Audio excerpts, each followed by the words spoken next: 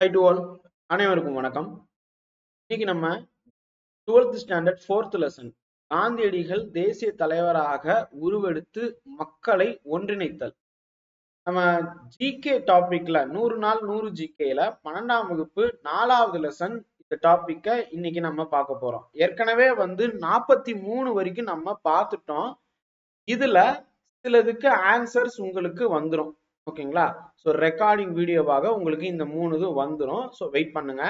44வது என்ன அப்படின்னு கேட்டா, நம்ம பெய்டு பேட்ச் ஸ்டூடெண்ட்ஸ் ஒரு சிலர் கேட்டுக்கொண்டதன் இணங்க, சார் இந்த டாபிக் எல்லாம் கொஸ்டின் சூப்பரா இருக்கு சார், நல்லா இருக்கு கொஸ்டின்ஸ் எல்லாம் இன்டெப்தா, ஆனா எங்களுக்கு இதுக்கான இன்னும் மையக்கரு தெரிஞ்சா இன்னும் நல்லா இருக்கும் அப்படின்னு சொல்லிட்டு ஒரு சிலர் கேட்டிருந்தீங்க. ஸோ கான்செப்ட் பேஸ்ட் ஒரு சில விஷயத்த எங்களுக்கு தியரிட்டிக்கலா நடத்துங்க அப்படின்னு சொல்லி கேட்டிருந்தீங்க. உங்களுக்காக தான் இந்த வீடியோ. ஸோ இந்த வீடியோவை ஃபுல்லா பாருங்க. இந்த வீடியோல நான் என்னென்ன சொல்லியிருக்கேன் அப்படிங்கிறத சிம்பிளா நான் உங்களுக்கு சொல்றேன். ஓகேங்களா? ஸோ 100 days 100 GK குரூப் 4க்காக நம்ம பாக்குறோம். ஸோ அதுல இந்த 12வது லெசன், சாரி 12th ஸ்டாண்டர்ட்ல 4வது லெசன் நம்ம பார்க்க போறோம். ஓகேங்களா? ஸோ இப்போ ஃபர்ஸ்ட் பாத்தீங்கன்னா 12th லெசன் 4 லெசன்ல என்ன முக்கியமா இருக்கு அப்படின்னு சொல்லிட்டு நம்ம பாத்துரலாம். இங்கிலீஷ் மீடியம் தமிழ் மீடியம் ரெண்டுலயுமே நான் சொல்லிட்டு வர்றேன். ஸோ பாருங்க, ஃபர்ஸ்ட் எடுத்த உடனே பாத்தீங்கன்னா அறிமுகம். ஓகேங்களா? ஸோ அறிமுகத்துல காந்தினா யாரு அப்படின்னு சொல்லியிருப்பாங்க. ஓகேங்களா? ஸோ காந்தி அப்படின்னு சொல்லும் போது நல்லா கவனிச்சுக்கோங்க. நீங்க தெரிஞ்சுக்க வேண்டியது சில விஷயங்கள். ஓகேங்களா? ஸோ காந்தி நான் இங்கிலீஷ்ல எழுதுறத நீங்க தமிழ்ல புரிஞ்சுக்கோங்க. இங்கிலீஷ்ல கொஞ்சம் வேகமா எழுதிருவேன். ஓகே, தமிழ் அப்படின்னு சொல்லும் போது நிறைய எழுதுற மாதிரி இருக்கும். ஷார்ட்டா இங்கிலீஷ்ல எழுதலாம். ஸோ அதனாலதான் நான் இங்கிலீஷ் ப்ரிஃபர் பண்ணிக்கிறேன். சரி, காந்தி இந்தியாவுக்குள்ள அரசியலுக்குள்ள வர்றாரு. ஓகேங்களா? அரசியலுக்குள்ள வர்றாரு. அது வர்றதுக்கு முன்னாடி நிறைய பாத்தீங்கன்னா யோசிச்சு, ஏன்னா அரசியல் வர்றதுக்கு முன்னாடி நிறைய யோசிக்கணும்ல. ஸோ அப்ப யோசிச்சு எப்படி வந்தா நல்லா இருக்குமா என்ன ஏதுன்னு பார்க்கணும். ஸோ அப்ப இந்த காந்தி மோகன்தாஸ் கரம்சந்த் காந்தி எப்ப பிறந்தாரு என்ன ஏது இதெல்லாம் கொஸ்டின் கேட்க மாட்டாங்க. கொஸ்டின் கேட்கறது என்னன்னா, அவர் இந்தியாவுக்கு எப்ப திருப்புறாரு அப்படிங்கறதான் கொஸ்டின்.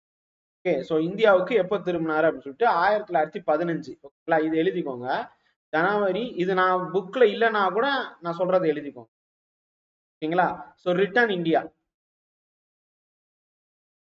காந்தி இந்தியாவுக்கு வர்றாரு எப்ப, இந்த டேட். இந்த டேட்டை என்ஆர்ஐ டேன்னு சொல்லுவாங்க. என்ஆர்ஐ டே. என்ஆர்ஐ டே இல்லைன்னா பிரவாசிய பாரதி திவாஸ். எப்படி வேணாலும் நீங்க ஞாபகத்துல வச்சுக்கோங்க. பிபிடினாலும் என்ஆர்ஐ டேனாலும் ஒண்ணுதான். ரைட்டா? ஸோ இப்ப இந்த தினத்தை ஞாபகத்துல வச்சுக்கோங்க. ஸோ இவர் அதாவது மகாத்மா காந்தி அவர்கள் மோகன்தாஸ் கரம்சந்த் காந்தி தான். சரிங்களா? அவர் பாத்தீங்கன்னா பின்னாடி தான் மகாத்மாவாக மாறுறாரு. மோகன்தாஸ் கரம்சந்த் காந்தி இந்தியாவுக்குள்ள வர்றதுக்கு முன்னாடி என்ன பண்ணிட்டு இருந்தாரு? தென்னாப்பிரிக்காவில பாத்தீங்கன்னா அவரு ஒர்க் பண்ணிட்டு இருந்தாரு. அப்ப அந்த நேரத்துல அந்த பிரிட்டிஷ் அரசாங்கம் பாத்தீங்கன்னா நிறைய இந்த ரேசிசம் நிறைய பார்த்தாங்க. ஓகேங்களா? அதாவது இனவாத அரசு வித்த சமத்துவம் இல்லாத நிலைமைகளுக்கு எதிராக காந்தியடிகள் போராடினாரு. அங்க அது ஒரு பெரிய சாதனையா இருந்துச்சு. இப்ப சவுத் ஆப்பிரிக்காவிலே இப்படி இருக்குன்னா நம்ம இந்தியாவில எப்படி இருக்கும்னு அவர் நினைச்சிட்டு இந்தியாவுக்கு வந்தாரு. ஓகேங்களா? இந்தியாவுக்கு இந்தியாவுல அவர் பாத்தீங்கன்னா யாருக்கு, கோபாலகிருஷ்ண கோகலேவுடைய செயல்பாடுகள் மற்றும் கொள்கைகளால அவர் ஈர்க்கப்பட்டார். அதனால அவர் அரசியல் குருவா மாறினாரு. ஓகேங்களா? கோபாலகிருஷ்ண கோகலே இவர் பாத்தீங்கன்னா காந்தியுடைய பொலிட்டிக்கல் குரு. இதுக்கு கேள்வி, அரசியல் குரு. அங்க சொல்லும் போதே அரசியல்ங்கிற வார்த்தை வச்சிருப்பாங்க. ஏன் அரசியல் குருன்னு சொல்லணும், சும்மா குருன்னு சொல்லியிருக்கலாமேன்னு கேட்டா நிறைய குருக்கள் இருக்கிறாங்க. ஆன்மீக குரு, அப்புறம் இந்த மாதிரி. ஓகேங்களா? சோ கல்விக்கான குரு, இந்த மாதிரி நிறைய இருக்கிறாங்கல்ல. சோ அப்ப இவர் அரசியல் குருன்னு இவர் வகுத்துக்கிறாரு. இப்ப நான் ஸ்கூல்ல இருந்த ஒரு குரு, காலேஜ்ல ஒரு குரு இருக்காரு, அப்புறம் ஐஏஎஸ் படிக்கும் போது ஒரு குருன்னு இருந்தாரு. இப்படி வாழ்க்கைக்குன்னு ஒரு குரு. ஒரு சிலர் பாத்தீங்கன்னா நம்ம அப்படி எடுத்துக்கோம்ல. சோ அந்த மாதிரி அரசியல் குருன்னு எடுத்துக்கிட்டாரு. அவர் என்ன சொன்னாரு அப்படின்னு கேட்டா, எப்பா காந்தி நீ இந்திய அரசியலுக்குள்ள வர்றதுக்கு முன்னாடி இந்தியா ஃபுல்லா பயணம் பண்ணு, டிராவல் பண்ணுன்னு சொல்லியிருப்பாரு. நீங்க வர்றதுக்கு முன்னாடி இந்தியா ஃபுல்லா, ஓகேங்களா, ஓராண்டுகளுக்கு விதவிதமா தன்னை அதாவது இந்தியா திரும்பியவுடன் நாட்டின் நிலைமையோடு தன்னையும் பொருத்தி கொள்ளும் விதமாக நாடு முழுவதும் ஓராண்டு காலத்துக்கு, இங்க வந்து விஷயமே தான் எத்தனை வருஷம் அப்படின்னு கேட்டா, ஒரு வருஷத்துக்கு ஃபுல்லா வந்து பாத்தீங்கன்னா டிராவல் பண்ணியிருப்பாரு இந்தியா ஃபுல்லா. அப்புறம் அகமதாபாத்ல இருக்கக்கூடிய சபர்மதி ஆசிரமம், ஓகேங்களா. சோ இது கொஸ்டின் கேட்பாங்க. இது ஒண்ணு, இது ரெண்டு, இது மூணாவது. இப்ப நம்ம பார்க்க போறது மூணாவது, சபர்மதி ஆசிரமம்.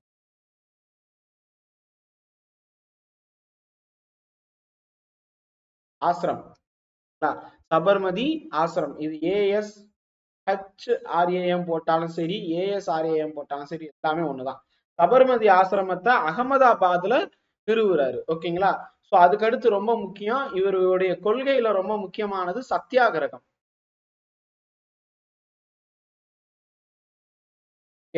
சத்தியாகிரகம், ரைட். சோ இது என்ன சத்தியாகிரகம் அப்படின்னா இங்க கொடுத்திருப்பாங்க பாருங்க.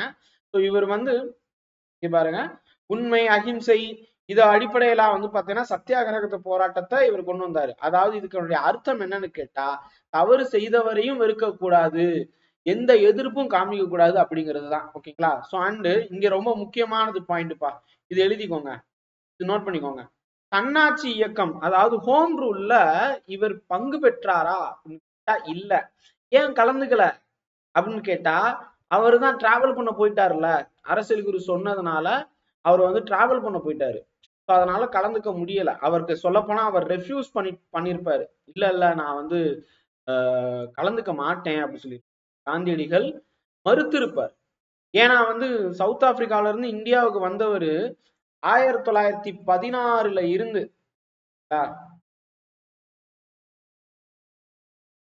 பொலிட்டிக்கல் குரு சொன்னதுனால 1915 டு 16 ஒரு வருஷம் இந்தியா ஃபுல்லா அவர் பயணம் பண்ணியிருப்பார். ஓகே.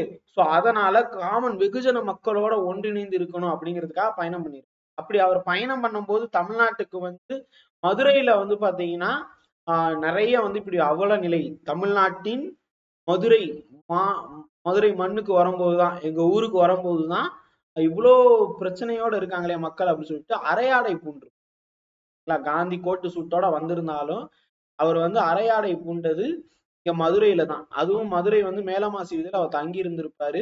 அதன் பிறகு வந்து இப்பயும் மதுரை போத்தீஸ் இருக்கும், அதுக்கு எதிர்த்தாப்புல பாத்தீங்கன்னா அந்த வீடு, ஓகேங்களா. அதுக்கப்புறம் காந்தி பெட்டல் அப்படிங்கிற இடத்துல தன்னுடைய கோட்டை எல்லாம் எடுத்துட்டு அரையாடை பூண்டார். இப்ப பாக்குற காந்திய நீங்க மதுரையில இருந்துதான் ஆரம்பிச்சிருக்கு, எளிமையான காந்தியா. அதுக்கு முன்னாடி கோட்டு சுட்டு போட்டு அப்படியே வெள்ளக்கார மாதிரி வந்திருப்பாரு, ரைட்டா. சோ அப்ப காந்தி ரெஃப்யூஸ் பண்ணிருப்பாரு, ஓகேங்களா. ஹோம் ரூல் மூவ்மெண்ட்ல, தன்னாட்சி இயக்கத்துல கலந்துக்கவில்லை, மறுத்து விட்டார். காரணம், அரசியல் குரு சொல்லிட்டாருல, இந்தியாவை புரிஞ்சுக்கும், இந்திய மக்கள்னா யாருன்னு தெரிஞ்சுக்கோன்னு சொல்லிட்டாரு. அதான் காரணம், ரைட். சோ இப்ப இந்த மூணு படிச்சிட்டீங்க சார், இந்த 4 தகவல் படிச்சிட்டீங்கல்ல, இந்த 4 தகவல்கள் தான் இம்பார்ட்டன்ட் இந்த டாபிக்ல. நீங்க பாக்குற இதுல இப்ப நான் சொன்ன இந்த 4 தகவல் நீங்க மனப்பாடம் பண்ணிட்டீங்கன்னா முடிஞ்சிருச்சு, ஓகேங்களா. இந்த 4 தகவல் மனப்பாடம் கூட இல்ல, கான்செப்ட் புரிஞ்சுக்கோங்க, அவ்வளவுதான், முடிஞ்சிருச்சு, right. Just 4 topic from those, ஓகேங்களா. மத்ததெல்லாம் தேவையில்லை. இந்த சவுத் ஆப்பிரிக்கால என்ன நடந்துச்சு அதெல்லாம் இந்த லெசன்ல இருந்து வராது, ஓகேங்களா. அடுத்தது காந்தியோடைய எக்ஸ்பிரிமெண்ட், ஓகேங்களா. காந்தியடிகள்னாலே எக்ஸ்பிரிமெண்ட் வித் ட்ரூத் தானே, ஓகேங்களா. சத்திய சோதனையுடைய ஆங்கிலத்துல என்னன்னு இருக்கும், மை எக்ஸ்பிரிமெண்ட் வித் ட்ரூத். என்னுடைய அதாவது அது எப்படி லிட்ரலா வந்து பாத்தீங்கன்னா மொழிபெயர்க்கலாம்னு கேட்டா, அவருடைய சோதனைகள் உண்மைக்கான சோதனைகள், அதுதான் சத்திய சோதனை அப்படின்னு சொல்றாங்க. சத்தியம்னா உண்மைன்னு அர்த்தம், சோதனைன்னு வைக்கிறாங்க. அதான் தமிழ்ல வந்து சத்திய சோதனைன்னு இருக்கும், ஆக்சுவலா வந்து உண்மைக்கான சோதனை, அவருக்கான உண்மை என்ன அப்படின்னு சொல்லிட்டு அவர் நிறைய எக்ஸ்பெரிமெண்ட் பண்ணியிருப்பாரு, பண்ணி சொல்றாரு. சோ அப்ப ஃபர்ஸ்ட் எடுத்த உடனே காந்தியடிகளுடைய சத்தியாகிரக சோதனை அவர் சோதனை பண்ணி பாக்குறாரு, ஓகேயா. மொத்தம் என்னென்ன சத்தியாகிரகம் அப்படின்னு சொல்லி, ஓகேங்களா. சோ இப்ப இது பார்த்தோமா, இது பார்த்த கையோட சத்தியாகிரகம் ஃபர்ஸ்ட் வந்து பாருங்க, சத்தியாகிரக சோதனை. நான் இங்க வந்து பாத்தீங்கன்னா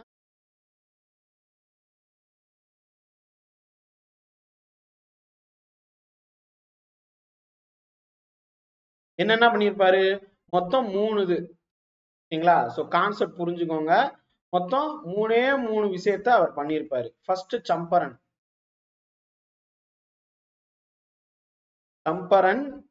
இயக்கம், அது வந்து 1917. அடுத்தது வந்து பாத்தீங்கன்னா அகமதாபாத். நீங்களா தமிழ் மீடியம் ஸ்டூடெண்ட் அப்படியே எழுதிக்கோங்க.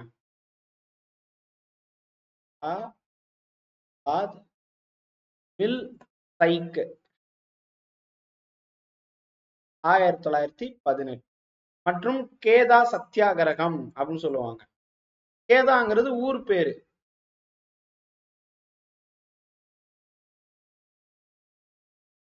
இதுவும் 1918 தான். சோ இப்ப தெரிஞ்சுக்கோங்க, இந்த மூணுமே அப்படின்னு சொல்லும் போது இண்டிகோ பீகார்ல அவுரி அப்படின்னு சொல்லிட்டு சொல்லுவாங்கல்ல, அந்த விதையத்தான் நீங்க விதைக்கணும். பீகார் இங்க வந்து ஒரு நிகழ்வு நடந்திருக்கும். இது நான் ஏற்கனவே உங்களுக்கு நிறைய தடவை சொல்லிட்டேன் கிளாஸ்ல. ஸோ இண்டிகோ பிளான்டர் இன் பீகார். ஸோ அப்போ அங்க ஒரு சில பிரச்சனை நடந்திருக்கும், அதை தீர்வு காண்றதுக்காக போறாரு. ரைட்டா? சரி, அதே மாதிரி அகமதா மில் ஸ்ட்ரைக்ல என்னன்னு கேட்டா 35% அந்த என்ன சொல்ல இது வேணும் அப்படின்னு சொல்லி கேட்டிருப்பாங்க, போனஸ் வேணும் அப்படின்னு சொல்லிட்டு கேட்டிருப்பாங்க. 35% அப்படின்னு சொல்லி கொடுத்தாங்களா? அது இன்க்ரீஸ் பண்ணணும் அப்படின்னு சொல்லிட்டு சொல்றாங்கல்ல, அது வேணும் அப்படின்னு சொல்லிட்டு போராட்டம் நடத்தி. இதுக்கு நடுவில் நான் இங்க வர்றேன். அதாவது இண்டிகோ அப்படின்னு சொல்றாங்கல்ல, கருநீலச்சாய விவசாயம் தான் பண்ணணும் அப்படின்னு சொல்லிட்டு அதுல 20ல 3 பங்கு நிலத்தை 20ல 3 பங்கு நிலத்தை, அதான் தீன்கதியா அப்படின்னு இருக்கும். ஓகேங்களா? சோ 3 பங்கு நிலத்தை வந்து பாத்தீங்கன்னா இது பண்ணணும் அப்படின்னு சொல்லி. தீன்கதியாவுக்கு நிறைய அர்த்தம் இருக்கு. ஓகே, சோ தீன்கதியான்னு ஜஸ்ட் தெரிஞ்சுக்கோங்க. ரைட்டா? சோ 3 பங்கு நிலத்தை வந்து பாத்தீங்கன்னா கட்டாயமாக இந்த கருநீலச்சாயம், அதாவது அவுரி அப்படின்னு சொல்லக்கூடிய இண்டிகோ வந்து பண்ணணும் அப்படின்னு சொல்லி. இதுவா இந்த நம்பர் வந்திருக்கா 3/20 அப்படிங்கிறது. அது எதுக்கு? இண்டிகோ பிளான்டிங் சம்பரன்ல. இந்த அகமதாபாத் ஆலை அப்படின்னு சொல்லும் போது இங்க 35% வந்திருக்கும். ஓகேங்களா? அந்த 35% அப்படிங்கிறத மைண்ட்ல வச்சுக்கோங்க. ரைட்? சோ அப்ப இது வந்துருச்சா? 35% ஹைக்கு வேணும் அப்படின்னு சொல்லி கேக்குறாங்க. அப்ப அதுக்கு வந்து என்ன வகையான போராட்டம் பண்ணிருப்பார் அப்படின்னு கேட்டா உண்ணாவிரதம். ஃபாஸ்டிங் அப்படின்னு நான் இங்க எழுதுறேன். அதாவது உண்ணாவிரத போராட்டம் பண்ணியிருப்பார். உழைப்பாளர்களுக்கு, தொழிலாளர்கள் உரிமைக்காக காந்தி உண்ணாவிரதம் இருந்த ஆரம்பிச்சு. அப்ப காந்தியுடைய முதல் உண்ணாவிரத போர் அப்படின்னு சொல்லும் போது இதுதான் இருப்பாங்க. நான் சொல்றது அப்படியே அப்படியே அப்ரப்டா தெரிஞ்சுட்டு வாங்க. இந்த போராட்டம் அவருக்கு விவசாயிகளின் நிலைமையை நெருக்கமாக புரிந்து கொள்ள இந்த போராட்டம் இருந்துச்சு. அதுக்கு முன்னாடி இருந்த அந்த முதலாவது சம்பரன். ஓகேங்களா? அதனை தொடர்ந்து இந்த போராட்டத்துக்கு இதாக வந்து அகமதாபாத் நகரத்துல மையத்துல ஒன்று திரட்டும் பணிக்காக காத்திருந்தது துணி ஆலை பணியாளர்கள், ஆலை முதலாளிகளுடைய பிரச்சனை இருந்துச்சு. ஓகே, ரொம்ப குறைவான சம்பளம் போட்டிருந்தாங்க, 35% இன்க்ரீஸ் பண்ணணும்னு சொல்லியிருக்காங்க. ஸோ இதுக்கு வந்து பாத்தீங்கன்னா போராட்டத்துல இறங்கினாரு. அப்ப காந்தியடிகள் உண்ணாவிரதமும் இறுதியில் தொழிலாளர் கோரிக்கையை ஏற்க வேண்டிய நிலைக்கு ஆலை முதலாளிகளுக்கு நிபந்தித்தது, முதலாளிகளை நிர்பந்தித்தது அப்படின்னு சொல்லி கொடுத்திருக்காங்கல்ல. சோ அப்ப உண்ணாவிரத போராட்டம், காந்தியுடைய முதல் உண்ணாவிரத போராட்டம் எது? Ahmedabad mill strike. மில்லு முன்னாடி உண்ணாவிரதம் இருக்க ஆரம்பிக்கிறார். சோ இது என்ன மில்லு? இது துணி ஆலை. ஓகேங்களா? சோ நான் எப்படி தெரியுமா, அதான் இங்க இங்க இருக்கும் பாருங்க, காந்தி சம்பரன் சத்தியாகிரகான்னு சொல்லும் போது இங்க கொடுத்துருக்காங்களா இந்த இது என்னது இந்தியன் ஸ்டாம்ப் அவுரி, இதை வந்து பாத்தீங்கன்னா காமிக்கிறாங்க இது. ரைட்டா? அடுத்தது வந்து பாத்தீங்கன்னா அதுதான் ஃபர்ஸ்ட் சம்பரன் ஹீரோ அப்படின்னு சொல்லிட்டு நெஹ்ரு சொல்லியிருப்பாரு காந்தியை பார்த்து அறிமுகப்படுத்தும் போது. சம்பரன்ல வெளுத்து வாங்கிட்டாங்க, என்னையா போராட்டம்னா போராட்டம், பெரிய போராட்டமா இருக்கே அப்படின்னு சொல்லியிருப்பாங்க. அடுத்தது இந்த அகமதாபாத். ஓகே, இந்த உண்ணாவிரதம் போராட்டம் வந்து பாத்தீங்கன்னா கோரிக்கையை ஏற்க வச்சிருக்கோம், அடிப்படையா வச்சிருக்கோம். அதுதான் ஓகேங்களா, சக்சஸ். அதுதான் ரீசன். அடுத்தது கேதா. கேதா பாருங்க, இங்கேயும் வந்து என்னன்னு பாருங்க, கேதா அப்படிங்கிறது இது குஜராத்லயே வந்து பாத்தீங்கன்னா ஒரு குறிப்பிட்ட பகுதி, கேதா அப்படிங்கிற ஒரு மாவட்டம். இங்க வந்து பாத்தீங்கன்னா வரி, அதாவது நிறைய வந்து பஞ்சம் அந்த மாதிரி இருக்கிற டயத்துலயும் வரி நிறைய போடுறாங்க, அதனால பார்க்க முடியலப்பா அப்படின்னு சொல்லிட்டு 20%க்கும் குறைவாக பயிரிடுவோர் முழு நிலவரி அப்படிங்கிறது நிலவரி ரத்துக்கு தகுதி பெற்றவர் ஆனால் நிர்வாகத்தினர் இந்த விதியை அமல்படுத்த மறுத்துவிட்டு முழுமையாக பணத்தை செலுத்துமாறு துன்புறுத்தினர். நிறைய அந்த டயத்துல பிளேக் நோய் வந்திருக்கும், பஞ்சம் இருந்திருக்கும். ஸோ இந்த டயத்துலயும் வந்து பாத்தீங்கன்னா இப்படி வரி வாங்குறது தப்பு அப்படின்னு சொல்லி காந்தியடிகள் உறுப்பினராக அங்கம் வகித்த, நல்லா கவனிங்க இங்க கொஸ்டின், காந்தியடிகள் உறுப்பினராக அங்கம் வகித்த இந்திய பணியாளர் சங்கம், ஓகேங்களா, அப்ப உதவி வாங்க அப்படின்னு சொல்லிட்டு காந்தி சொல்றாரு. ஸோ அப்ப இந்திய பணியாளர் சங்கமும் காந்தியடிகளும் இணைந்துதான் இந்த கேதாவுல வந்து பார்த்தோன்னா இறங்குறாங்க. ஸோ அப்ப சாகும் வரை போராட்டம், ஓகேங்களா, அப்ப சாகும் வரை போராட்டம் அப்படின்னு சொல்லியிருப்பாங்க. இளம் வழக்கறிஞராக இருந்த வல்லபாய் பட்டேல், இந்துலால் நாயக், இந்த ரெண்டு பேரும் காந்தியோட சேர்ந்திருப்பாங்க. அப்ப வல்லபாய் பட்டேல் வந்து எந்த போராட்டத்துக்கு காந்தியடிகளுக்கு உதவினார் அப்படின்னு சொல்லி கேட்டா இந்த கேதா போராட்டம், கேதா சத்தியாகிரகம். ரைட். அப்ப பயிர்களை கொள்வது, போராட்டம் நடத்தியவர்களுக்கு சொத்துக்களையும் கால்நடைகளையும் சொந்தமாகி கொள்வது, இந்த மாதிரி சில விஷயத்தெல்லாம் சொல்லியிருப்பாரு. அதாவது இதெல்லாம் வந்து பிரிட்டிஷ் பண்ண அட்டூழியங்கள், ஓகேங்களா. சோ எந்த விவசாயினால் பணம் செலுத்த முடியுமோ அவர்களிடமிருந்து மட்டும்தான் வரி வசூல் செய்ய வேண்டும். காந்தி தலைமையில இந்த 3 போராட்டங்களும் வந்து பாத்தீங்கன்னா இந்திய நாடு எங்கிருக்கிறது என்று உணர வைத்திருக்கும் அவருக்கு, ஓகேங்களா. சோ இப்ப ஏழை எப்படி இருக்கான், ஏழை விவசாயிகள் எப்படி இருக்காங்க, இந்த மாதிரி எல்லாம் வந்து தோண வச்சிருக்கும். ஸோ இந்த 3 போராட்டம் பார்த்தோமா, இந்த 3 போராட்டம் பத்தி தான் இங்க கொடுத்துருக்காங்க. அப்ப கேதா போராட்டம் அப்படிங்கிறது என்ன வகையான போராட்டம்னு கேட்பாங்க. அப்ப குடியானவர்களுக்கு பியர்சன்ஸ்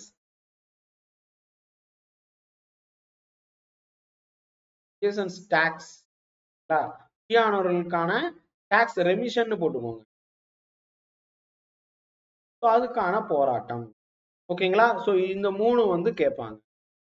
ரைட். அதாவது ஒத்துழையாமை அப்படின்னு கூட சொல்லலாம், ஒத்துழையாமை போராட்டம் அப்படின்னு கூட அதை வர்ணிப்பார்கள். நீங்க வந்து இந்த ஸ்பெக்ட்ரம் புக் எடுத்து பாத்தீங்கன்னா அதுல தெளிவா போட்டிருப்பான் காந்தி வந்து என்ன பண்ணாரு, காந்தியோடைய போராட்டம் என்ன மாதிரி இருந்துச்சு அப்படின்னு சொல்லிட்டு கொடுத்துருப்பாங்க. ஓகேங்களா. என் கையில இப்ப ஸ்பெக்ட்ரம் புக் நான் வச்சிருக்கேன். அந்த புக்ல இந்த மாதிரி தான் தனித்தனியா பிரிச்சு கொடுத்துருப்பாங்க. நான் வந்து அங்க ப்ரிப்பேர் பண்ணும் போதே, யூபிஎஸ்சி ப்ரிப்பேர் பண்ணும் போது இந்த மாதிரி கேட்பாங்க. ஃபர்ஸ்ட் சிவில் டிசோபிடியன்ட் மூவ்மெண்ட் என்ன, காந்தி எரா எப்படி இருந்துச்சு அப்படின்னு சொல்லிட்டு, அதாவது எமர்ஜென்ஸ் ஆஃப் காந்தி அப்படின்னு சொல்லிட்டு ஒரு சில தலைப்பு கொடுத்துருக்காங்க. அந்த தலைப்புல இந்த 3 போராட்டங்கள்ல இருந்து ரிப்பீட் கொஸ்டின் பா, ஓகேங்களா. எமர்ஜென்ஸ் ஆஃப் காந்தி அப்படின்னு சொல்லும் போது இந்த 3 நான் இப்ப சொன்னேன்ல, இந்த 3 போராட்டத்தை அடிக்கடி கேட்டிருப்பாங்க. காந்தி என்ன பண்ணாரு, சம்பரன் போராட்டம் வந்து பாத்தீங்கன்னா சம்பரன் ஹீரோன்னு சொல்றாங்கல்ல, அதுதான் ஃபர்ஸ்ட் டிசோபிடியன்ட் மூவ்மெண்ட். சம்பரன் தான் ஃபர்ஸ்ட் சிவில் டிசோபிடியன்ட் மூவ்மெண்ட். அடுத்தது வந்து பாத்தீங்கன்னா உண்ணாவிரத போராட்டம் அப்படிங்கிறது அகமதாபாத் மில் ஸ்ட்ரைக். இந்த ரெண்டு. கேதா அப்படிங்கிறது முதல் ஒத்துழையாமை போராட்டம், ஃபர்ஸ்ட் நான் கோஆபரேஷன். இது first hunger strike. Okay, so இது கேட்பாங்க, civil disobedient movement, non cooperation movement, hunger strike. Ahmedabad மில்லுன்னு சொல்லும் போது அது ஆக்சுவலா வந்து நூற்பாலை தான், துணி மில்லு தான். ஆனா நான் எப்படி ஞாபகம் வச்சுக்கேன்னா, அங்க ஒரு அரிசி மில் இருக்கு, ஆனா அரிசி மில் இருந்தாலும் சாப்பிட மாட்டேன்ட்டு அடம்பிடிக்கிறான். ஓகே, அதே மாதிரி சிடிஎம்னா சிவில் டிசோபிடியன்ட் மூவ்மெண்ட், சட்டத்தை மறுக்கிறாங்க. நீ கொண்டு வந்த அந்த பிளான்ட்டை தான், அவுரி விதையத்தான் நீ போடணும், கருநில சாயத்தை தான் போடணும்னு சொல்றதை நான் மறக்கிறேன், 20க்கு 3 அப்படிங்கறது நான் வந்து பண்ண முடியாது அப்படின்னு சொல்லிட்டு பண்றாரு. ஓகேங்களா. அதுக்கு அடுத்து வந்து நான் கோஆபரேஷன் மூவ்மெண்ட், ஒத்துழையாமை போராட்டம்னு சொல்றது, நீ வந்து வரி கட்டணும்னு சொல்றல, கட்ட முடியாது அப்படின்னு சொல்லிட்டு அவர் சொல்றாரு. இந்த 3 வந்து கொஸ்டினா கேட்கிறாங்க. ஓகேங்களா. சோ ரிப்பீட் கொஸ்டின் பா, நான் சும்மா ஏனோதானெல்லாம் சொல்லல, சீரியஸா இதை எழுதிக்கோங்க, நோட் பண்ணிக்கோங்க, ரொம்ப ரொம்ப முக்கியம். ஓகே, இப்ப பாத்துட்டீங்களா, இந்த 3 எளிமையா புரிஞ்சிருச்சா? அடுத்தது வந்து பாத்தீங்கன்னா இதே லெசன்ல என்ன இருக்கும் அப்படின்னு சொல்லிட்டு பாருங்க. நிறைய தகவல் கொடுத்திருப்பாங்க. இங்க வந்து பாத்தீங்கன்னா எத்தனை பேர் வந்தாங்க, மத்திய சட்டப்பேரவையில 144 பேர் இருந்தாங்க, சாரி அதுக்குள்ள இன்னும் வரல, சரிங்களா. சோ பல்வேறு சாதி சமயங்கள் இதெல்லாம் வந்து கோகலே வந்து பாத்தீங்கன்னா 1905 இந்த இதை நிறுவியிருப்பாரு. இது வந்து கேட்பாங்க, இந்திய பணியாளர் சங்கம் வந்து அவர் இருந்தாருன்னு சொல்லியிருந்தேனா, அதுதான் நான் கேதாவுக்கு வந்து ஹெல்ப் பண்ண வந்துச்சு. ஸோ அப்ப இந்திய பணியாளர் சங்கத்தை யார் நிறுவினார்? கோபாலகிருஷ்ண கோகலே. ஓகேங்களா? ஸோ 1905ல இதை நிறுவியிருப்பாரு. ஸோ இந்த அமைப்புக்கு வந்து தலைமையகம் மகாராஷ்டிரா, பூனே, சென்னையில வந்து பார்த்தோன்னா இருந்துச்சு. இங்க எல்லாம் இருந்திருக்கு அப்படின்னு சொல்லிட்டு எழுதிக்கோங்க போதும். ஸோ இப்ப இதோட வந்து பாத்தீங்கன்னா இந்த டாபிக் முடிஞ்சிருச்சு. இப்ப அடுத்தது 4.2. 4.2ன்னு சொல்லும் போது மான்டெக் செம்ஸ்போர்டு சீர்திருத்தம். நான் இங்க 4.2ன்னு மட்டும் எழுதுறேன், நீங்க புரிஞ்சுக்கணும். மான்டெக் செம்ஸ்போர்டு சீர்திருத்தம்னா 2 தான், அப்படியே கொத்தமல்லி மாதிரி. அந்த வருஷம் என்ன? மான்டெக்னா யாரு, செம்ஸ்போர்டுனா யாரு? 1919. ஸோ இதுதான் வந்து கொஸ்டினா கேட்பாங்க. மான்டெக்னா யாரு, செம்ஸ்போர்ட்னா யாரு? இந்தியாவுல வந்து பாத்தீங்கன்னா இந்த இரட்டை அரசாங்கம், டூயல் கவர்னன்ஸ் சிஸ்டம் அப்படின்னு ஒண்ணு கொண்டு வந்திருப்பாங்க. இரட்டை அரசாங்கம் அப்படின்னு சொல்லிட்டு ஒண்ணு வந்திருக்கும். ஓகே, இங்க நான் சொல்றேன் உங்களுக்கு மான்டெக்னா யாரு அதெல்லாம் சொல்றேன். இரட்டை ஆட்சி கீழ் வந்து பாத்தீங்கன்னா மாகாண அரசுக்கு நிர்வாகத்தில் மிக அதிக பங்கு வழங்கப்பட்டது. அப்ப இந்த இரட்டை ஆட்சினா என்ன அப்படிங்கிறது இங்க பார்க்கணும். டயார்கி, டயார்கினா என்ன அப்படின்னு சொல்லிட்டு பார்க்கணும். அண்ட் வந்து ரிசர்வ்டு சப்ஜெக்ட்னா என்ன? ரிசர்வ்டு சப்ஜெக்ட் அப்படின்னா என்ன அப்படின்னு சொல்லிட்டு பார்க்கணும். இந்த இப்ப நான் சொல்ற இந்த 3 தான். மான்டெக் செம்ஸ்போர்ட்னா யாரு, மான்டெக்னா யாரு, செம்ஸ்போர்ட்னா யாரு, 1919ல என்ன நடந்துச்சு, டயார்கினா என்ன, ரிசர்வ்டு சப்ஜெக்ட்னா என்ன, இந்த 3 தான். பார்க்கலாமா என்னென்னு சொல்லிட்டு சிம்பிளா சொல்றேன், தெரிஞ்சுக்கோங்க. இப்படி படிச்சீங்கன்னா போதும்பா, நீங்க வந்து மறக்கவே மறக்காது. நீங்க உட்காந்து வந்து பாத்தீங்கன்னா முட்டிக்கிட்டு இருந்தீங்கன்னா மறந்துடும்.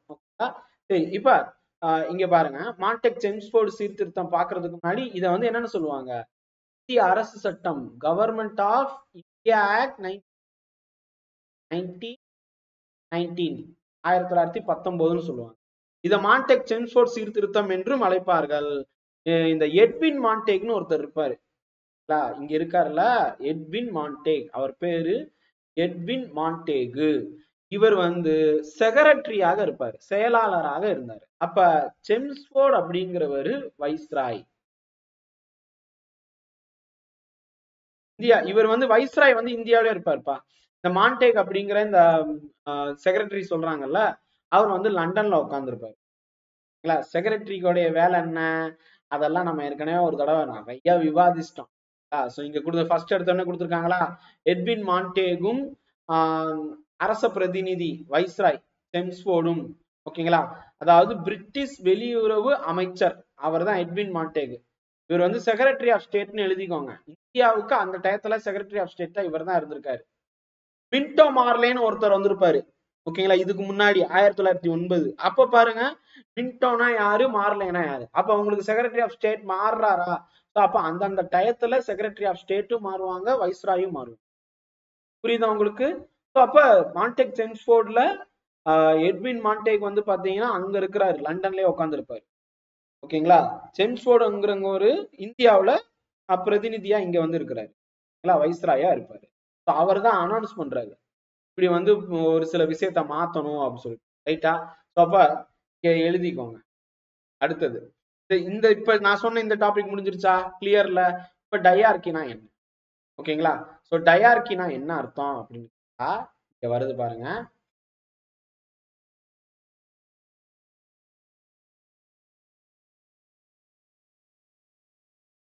அதாவது இப்ப நீங்க வந்து ஸ்கெடியூல் 7 படிச்சிருப்பீங்க, union list, state list, concurrent list, பொது பட்டியல், மத்திய பட்டியல், மாநில பட்டியல் படிக்கிறீங்களா? அதே விஷயம் தான், ஆனா பழையதுல. ஓகேங்களா, மாகாண சட்டப்பேரவைகளை பெரும்பான்மையாக தேர்ந்தெடுக்கப்பட்டவர்களுடன் விரிவுபடுத்த இந்த சட்டம் வழிவகை செய்தது. இரட்டை ஆட்சி கீழ் மாகாணங்களுக்கு நிர்வாகத்தின் அதிக பங்கு வழங்கப்பட்டது. இந்த திட்டத்தின் கீழ் சட்ட ஒழுங்கு, நிதி ஆகிய முக்கியமான துறைகள் ஆங்கிலேயர்களுக்கு ஒதுக்கீடு செய்யப்பட்டுச்சு. இதெல்லாம் வந்து இவங்களுக்கு போயிருச்சா, லா அண்ட் ஆர்டர், பினான்ஸ். ஓகேங்களா, சோ இதெல்லாம் வந்து ஆங்கிலேயர்களுக்கு ஒதுக்கப்பட்டு அவர்கள் அனைவரும் ஆளுநர் கீழ் நேரடியாக வந்தாங்க. ஆனா அடுத்து பாருங்க, இதெல்லாம் மக்களுக்கானது. ரெண்டும் வந்து சட்டம் ஒழுங்கு அவங்களுக்கு ப்ராப்ளம் வந்துடக்கூடாது மற்றும் அவங்களுக்கு காசு வர்றது, இது ரெண்டும் பிரிட்டிஷுக்கு போயிருச்சா?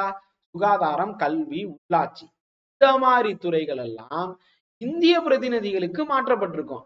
இத்தகைய மாற்றப்பட்ட துறைகளுக்கு பொறுப்பேற்க அமைச்சர்கள் சட்டப்பேரவைகளுக்கு கடமைப்பட்டவர்கள். புரியுதா? ஆளுநர் வர மாட்டாரு, சட்டப்பேரவையில் கீழ் கடமைப்பட்டவரா இருப்பாங்க. இவங்க எல்லாம் மோஸ்ட்லி எலெக்ஷன் அப்பதான் வந்திருக்கும். ஒதுக்கீடு செய்யப்பட்ட துறைகளுக்கு பொறுப்பேற்றவர்களாக இருப்பாங்க, சட்டப்பேரவைகளுக்கு கடமைப்பட்டவர்களா இருப்பாங்க. மேலும் மறுப்பாணை, சிறப்பு மறுப்பான்மை அதிகாரத்தின் கீழ் அந்தந்த மாகாண ஆளுநர்கள் அமைச்சர்களை அதிகாரம் செய்ய முடியும். இதனால இந்த அமைப்பு முழுவதுமே அதாவது சிரிப்பா மாறிடுச்சு. நகைப்புக்கிடமாய், நகைனா சிரிச்சிட்டாங்க, என்னப்பா அது கேலி குத்தா இருக்கு அப்படின்னு சொல்லுவாங்களா, அந்த மாதிரி மத்திய சட்டப்பேரவை குறித்து விவரிக்கும் சட்ட அம்சம் 2 அவைகளுடன் 2 அடுக்கு சட்டப்பேரவை மற்றும் மேலவை உருவாக்கியது. ஓகேங்களா? சோ இப்படி உருவாக்கிச்சு. மத்திய சட்டப்பேரவையில இத்தனை பேர் இருந்தாங்க, இதெல்லாம் கொஸ்டின் கேட்க மாட்டாங்கப்பா. 60 உறுப்பினர்ல எத்தனை பேர் அப்படின்னு மோஸ்ட்லி வர்றது இல்ல. ஜஸ்ட் தெரிஞ்சு வச்சுக்கோங்க போதும். ஏன்னா இது சொல்லிட்டு இருந்தா கால விரயம் ஆயிட்டு இருக்கு. திட்டம் வந்து 1918ஆம் ஆண்டு அறிவிக்கப்பட்ட போது இந்தியா முழுவதும் விமர்சனம் இருந்துச்சு. ஆனாலும் வந்து பாத்தீங்கன்னா 1 by 1 வர ஆரம்பிச்சிருச்சு. காங்கிரசின் சிறப்பு அமர்வுல இது விவாதிக்கப்பட்டு இது இருந்துச்சு. பொது கருத்தை உருவாக்குவதில் தாங்கள் வழக்கமாய் பின்பற்றிய ஆசை காட்டி மோசம் செய்யும் கொள்கையை காலனியாதிக்க அரசு பின்பற்றியது. சீர்திருத்தங்களை முயன்று அதற்கு உழைக்க வேண்டும் என்று கோரிய மதவாத தாராள கொள்கையுடைய அரசியல் தலைவர்கள் குழு ஒன்று செயல்பட்டது. சுரேந்திரநாத் பானர்ஜி தலைமையிலான குழு பெரும்பான்மை கருத்தை எதிர்த்ததோடு, அதாவது இந்திய லிபரல், அதாவது தாராளமாய் அப்படின்னு சொல்றாங்களா கூட்டமைப்பு என்ற பெயரில் சொந்த கட்சியை தொடங்க காங்கிரசுக்கு வழியமைத்தது. ஓகேங்களா? சோ அப்ப லிபரல் அப்படிங்கிறது சுரேந்திரநாத் பானர்ஜி தான் ஆரம்பிச்சிருக்காரு. ஓகே, சோ இப்ப நம்ம பார்த்ததுதான் கொஸ்டின். இப்ப பார்த்ததுல இருந்து கேள்வி வரும். எப்படி கேள்வி கேட்பாங்க? மான்டெக் செம்ஸ்போர்ட் அந்த சட்ட திருத்தம் எந்த வருஷத்துல வந்துச்சு, மான்டெக் யாரு, செம்ஸ்போர்ட் யாரு? ஓகேங்களா? சோ இப்ப இந்த மான்டெக் செம்ஸ்போர்ட் சீர்திருத்தத்துடைய முக்கியமான அந்த சீர்திருத்தம் என்ன, மெயின் ஃபீச்சர் என்ன அப்படின்னு கேட்டா, இரட்டை அரசு, இன்ட்ரோடக்ஷன் ஆஃப் டையார்கி இன் ப்ராவின்ஸ். மாகாணங்கள்ல அந்த டையார்கி கொண்டு வருது. டையார்கின்னு என்ன அர்த்தம்? டூயல் கவர்னன்ஸ் அர்த்தம். அதாவது ஒரு சில விஷயங்கள் எல்லாம் பிரிட்டிஷுக்கு போகும், சில விஷயங்கள் எல்லாம் இந்தியர்களுக்கு வரும். உதாரணத்துக்கு சட்டம் ஒழுங்கு, நிதி, இதெல்லாம் பிரிட்டிஷுக்கு ரிசர்வ்டு சப்ஜெக்ட்னு சொல்லுவோம். அதான் இங்க வந்து எழுதியிருப்பேன். ரிசர்வ்டு சப்ஜெக்ட் அப்படின்னு சொல்றது லாண்ட் ஆர்டர், இதெல்லாம் பிரிட்டிஷுக்கு போயிடும். டிரான்ஸ்பர் நான் டிஎக்ஸ்னு எழுதுறேன், டிஎக்ஸ்னா டிரான்ஸ்பர் சப்ஜெக்ட்னு மாத்திக்கோங்க. இதெல்லாம் இந்தியர்களுக்கு, இந்திய தலைவர்களுக்கு போயிடும். ஓகேங்களா? சோ அவ்வளவுதான் விஷயம். ஓகே, சரி. இந்த டயார்கில வந்து இந்தியர்களுக்கு என்னென்ன வந்துச்சு? அக்ரிகல்ச்சர், விவசாயம், கல்வி, பொது சுகாதாரம், இதெல்லாம் போச்சு. அதுவே வந்து பாத்தீங்கன்னா ரிசர்வ்டு சப்ஜெக்ட் பிரிட்டிஷுக்கு என்னென்ன போச்சு அப்படின்னு கேட்டா, லாண்ட் ஆர்டர், பினான்ஸ், போலீஸ், இதெல்லாம் அவங்களுக்கு போச்சு. சரிங்களா? அடுத்தது வந்து பாத்தீங்கன்னா ஏன் வந்து இந்திய தலைவர்கள் இதை வந்து எதிர்த்தாங்க? மான்டெக் செம்ஸ்போர்ட் சீர்திருத்தம்னு சொல்லிட்டு சரி இந்தியாவுக்கு தன்னாட்சி அதிகாரம் கொடுப்பாங்கன்னு பார்த்தா அதெல்லாம் கொடுக்கவே இல்லை. ரைட்டா? சோ இது ஒரு ரீசன், தன்னாட்சி அதிகாரம் கொடுக்கவே இல்லைல்ல, சோ அதனால எதிர்த்தாங்க. சரி, இந்த மான்டெக் செம்ஸ்போர்ட் சீர்திருத்தம் இருக்குல்ல, அது வந்து பாத்தீங்கன்னா மான்டெக் டிக்ளரேஷன் 1917லயே வந்திருக்கும். சரிங்களா? அப்ப அதை பத்தி கொஸ்டின் கேட்கலாம், மான்டெக் டிக்ளரேஷன். சரி, இப்ப 1919 சட்டத்துல இங்க வந்து பாத்தீங்கன்னா சென்ட்ரல் லெவல்ல மத்திய அரசுல என்ன மாதிரி இருந்துச்சு அப்படின்னு சொல்லி கேட்பாங்க. மத்திய அரசுல எப்படி இருந்துச்சு பாருங்க, மேலவை, கீழவை, 2 அவை. மத்திய சட்டப்பேரவையில் இருக்கும், மத்திய சட்டப்பேரவை குறித்து விவரிக்கும் சட்ட அம்சம் 2 அவைகளுடன் அப்படின்னு சொல்லிட்டாங்களா, 2 அவைகளோட இரட்டை அடுக்கு சட்டப்பேரவை மற்றும் மேலவையை உருவாக்கியது. அப்ப அங்க சென்ட்ரல் கவர்மெண்ட்ல எப்படின்னா பை கேமரல் இருந்துச்சு, லோயர் ஹவுஸ், அப்பர் ஹவுஸ், அப்படி ரெண்டுமே இருந்துச்சு. ரைட்? சரி, இப்ப அடுத்தது வந்து பாத்தீங்கன்னா இந்த கவர்னர் ஜெனரல்னு ஒருத்தர் இருப்பார்ல, வைஸ்ராய் விடுங்க, ஒவ்வொரு மாகாணத்துக்கும் கவர்னர் ஜெனரல்னு ஒருத்தர் இருப்பார்ல, மெட்ராஸ், பம்பாய், இப்படி ஒவ்வொருத்துக்கும் கவர்னர் ஜெனரல். ஓகேங்களா? இந்தியாவுக்கே வைஸ்ராய் இருப்பாரு. புரியுதா உங்களுக்கு ரெண்டுத்துக்கும் வித்தியாசம்? ஏன்னா இதுக்கு முன்னாடி, அதாவது ராணி உள்ளக்குள்ள வர்றதுக்கு முன்னாடி 1858 கவர்மெண்ட் ஆஃப் இந்தியா ஆக்ட், அதுக்கு முன்னாடி வரைக்கும் இந்திய கவர்னர் ஜெனரல் தான் இருந்தாரு. ஓகேங்களா? சோ அது எப்படின்னா, மாகாணத்துக்கு கவர்னர் இருப்பாரு, இந்தியாவுக்கு இந்திய கவர்னர் ஜெனரல் இருந்திருப்பாரு பிரிட்டிஷ் டயத்துல. ஆனா எப்ப ராணியின் பிரகடனம் வந்துச்சோ அப்ப இருந்து இந்தியாவுக்கு வைஸ்ராய். அதுக்கப்புறம் வந்து பாத்தீங்கன்னா கீழே ஒவ்வொரு மாகாணத்துக்கும் கவர்னர் இருப்பார்ல, கவர்னருக்கு என்ன பொறுப்பு, என்ன ரோல் அப்படின்னு கேட்பாங்க. ஓகேங்களா? இந்த மாதிரி கொஸ்டின் கேட்க வாய்ப்பு இருக்கு. Which political group India welcome this reforms, இதுவும் கொஸ்டின் கேட்பாங்க. இந்திய அரசியல்ல இந்த மான்டெக் சென்சோர் சீர்திருத்தத்தை வரவேற்றது யார் அப்படின்னு கேட்பாங்க. ஓகேங்களா? இப்ப இந்த கோபாலகிருஷ்ணன் டக்குன்னு அவர் தான் ஞாபகத்துக்கு வர்றாரு. இந்த லிபரல் கட்சின்னு ஒண்ணு இருந்துச்சுலப்பா, சுரேந்திரநாத் பானர்ஜி இருக்கு, இதான் இருக்கா, இதான் இருக்கு, ஆனா எனக்கு கணக்கு தெரியல. இது வந்து வேற, இது கோபாலகிருஷ்ண கோகலே ஆரம்பிச்சாங்க. இங்க வருது பாருங்க, லிபரல், சுரேந்திரநாத் பானர்ஜி ஆரம்பிச்ச இந்த லிபரல், இது அதாவது இந்திய லிபரல் கூட்டமைப்பு அப்படின்னு சொல்லியிருப்பாங்கல்ல, இவங்களும் முஸ்லீம் லீக்கும் இத வந்து ஆதரிச்சிருப்பாங்க, மான்டெக் சென்ஸ்போர்ட ஆதரிச்சிருப்பாங்க. இது கேள்வியா வரும். அடுத்த கேள்வி வந்து பாத்தீங்கன்னா உங்களுக்கு, மான்டெக் சென்ஸ்போர்ட் வச்சு ஏதாவது பக்கத்துல, ஏன்னா வந்து ரவுலட் சட்டம் வச்சு கேட்கலாம், ஏன்னா ஒரே வருஷத்துல வருதுல, அதனால ரைட். சோ இதெல்லாம் வந்து கேள்வியாக வந்துடும். சரி, இப்ப அடுத்தது பிராமணர் அல்லாதோர் இயக்கம் 4.3, 4.3 பிராமணர் அல்லாதோர் இயக்கம் அப்படின்னு சொல்லிட்டு கொடுத்திருப்பாங்க. இந்த இயக்கத்துல என்ன நடந்துச்சு? அப்ப நீங்க ஒவ்வொரு டாபிக்கா பார்க்கணும். ஒவ்வொரு டாபிக்ல, அதாவது 4.1, 4.2, 4.3 அப்படின்னு சொல்லிட்டு பார்க்கணும்.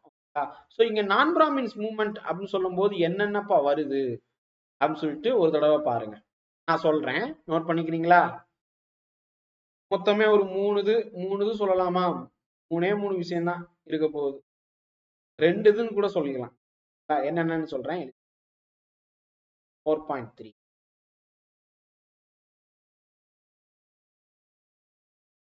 சரி.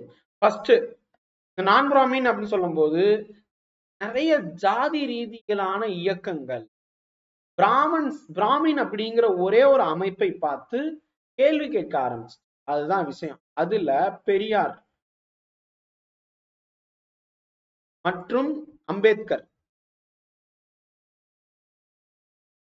இவங்க 2 பேரும் முக்கியமான சில கொஸ்டின்ஸை கேட்டிருப்பாங்க. ஏன், எப்படி, இதுதான் ரீசன் அப்படின்னு சொல்லிட்டு நடந்திருக்கும். சோ அப்ப இந்த இந்த இயக்கத்தை பத்தி நீங்க தெரிஞ்சுக்கணும். என்னென்ன அப்படின்னு சொல்லிட்டா, நான் எழுதுறத அப்படியே எழுதிக்கோங்க. ஜஸ்ட் பார்ட்டி, தமிழ்நாட்டுல நீதி கட்சி என்ன பண்ணாங்க? பிராமணர் அல்லாதவர்களுக்கு கல்வியிலையும் அரசு வேலை வாய்ப்பிலையும் இடஒதுக்கீடு வேணும் அப்படின்னு சொல்லியிருப்பாங்க. Reservation,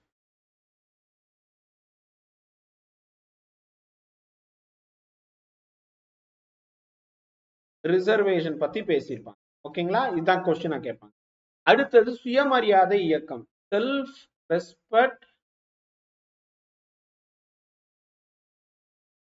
movement. யார் கொண்டு வந்தா? தந்தை பெரியார் அவர்கள். ஓகேங்களா? 1925. என்ன நடந்துச்சு? இந்த ஜாதி எதிர்ப்பு மற்றும் பாலின பாகுபாடு, நிறவெறி, இதெல்லாம் வந்து பாத்தீங்கன்னா இருக்கக்கூடாது, எதிரான சில விஷயத்த பேசியிருப்பாங்க.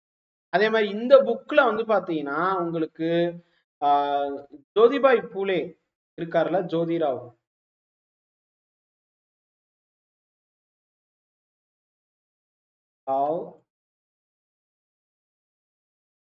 மகாராஷ்டிரா, அவருடைய சில விஷயங்கள் பத்தி கொடுத்திருப்பாங்க. நானும் உங்களுக்கு ஹைலைட் பண்ணி காமிச்சிருப்பேன். இங்க பாத்தீங்கன்னா வந்து சில விஷயங்கள் இருக்கும். ஓகேங்களா? 1872ல அவர் வந்து பாத்தீங்கன்னா ஒரு புத்தகம் வெளியிட்டிருப்பாரு. குலாம்கிரி அப்படின்னு சொல்லிட்டு ஒரு புக்கு. அந்த புக்கை பத்தி கொஸ்டின் கேட்பாங்க. சத்யசோதக் சமஜ், உண்மை விளம்பும் அமைப்பு, ட்ரூத் சீக்கர் சொசைட்டி, எப்படி கேட்டாலும் ஆன்சர் நீங்க போடணும். இது யாரோட இதுன்னு கேட்பாங்க. ஓகேங்களா? சோ இந்த ரெண்டு வரும். அப்புறம் பெரியார் பத்தி நம்ம பார்த்தோமா, பெரியார் என்ன பண்ணாரு, என்ன ஏது, இந்த மாதிரி நிகழ்வுகள். அடுத்தது பூனா உடன்படிக்கை பத்தி கேட்டிருப்பாங்க. இங்க நீங்க பாத்தீங்கன்னா 1932 பத்தி.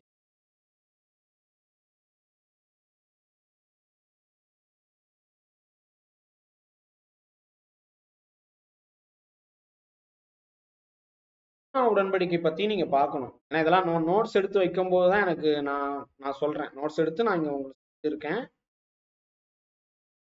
10 நோட்ஸ், ஹேண்ட் ரிட்டன் நோட்ஸ். டிஸ்பிளேல வைக்க முடியல. சரி, அப்ப எழுதிக்கோங்க. நாலாவது வந்து பாத்தீங்கன்னா பூனா பேக்ட்.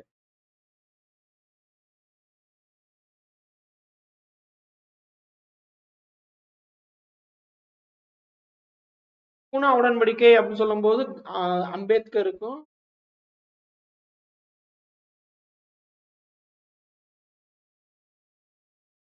காந்தி அவர்களுக்கும், அம்பேத்கர் மற்றும் காந்தி ரிசர்வேஷன் சீட் சம்பந்தமாக வந்திருக்கும். அவ்வளவுதான். ஓகேங்களா? இப்போ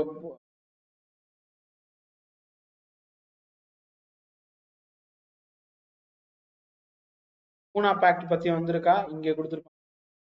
பூனா உடன்படிக்கை இருக்கும். ஏன்னா அதுலதான் இந்த இவங்களுக்கு எதிராக பேசியிருப்பாங்க. பூனா உடன்படிக்கையில உங்களுக்கு எதிராக பேசியிருப்பாங்க. இங்க பாருங்க, இந்த ஒரு பிக்சர் இருக்குல்ல, இந்த பிக்சர்ல இருந்து ஒரு கேட்பாங்க.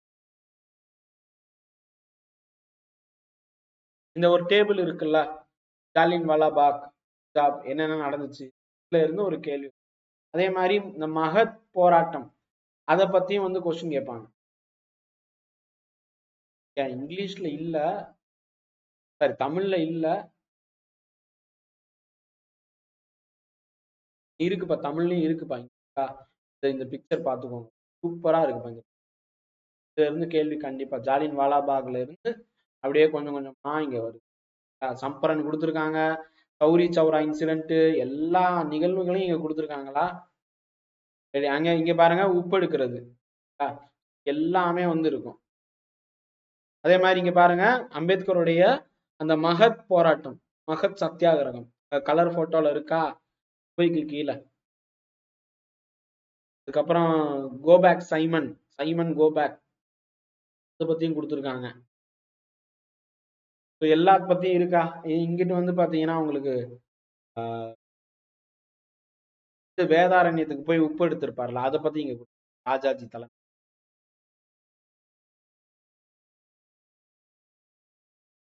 அப்ப அவ்வளவுதான். 4.3ல இவ்வளவுதான் வந்து பாத்தீங்கன்னா உங்களுக்கு கொஸ்டினே கேட்க போறாங்க. அதுல எத்தனை சதவீத இடஒதுக்கீடு, இந்த மாதிரி சின்ன சின்ன விஷயம் இருக்கும். ஓகேங்களா?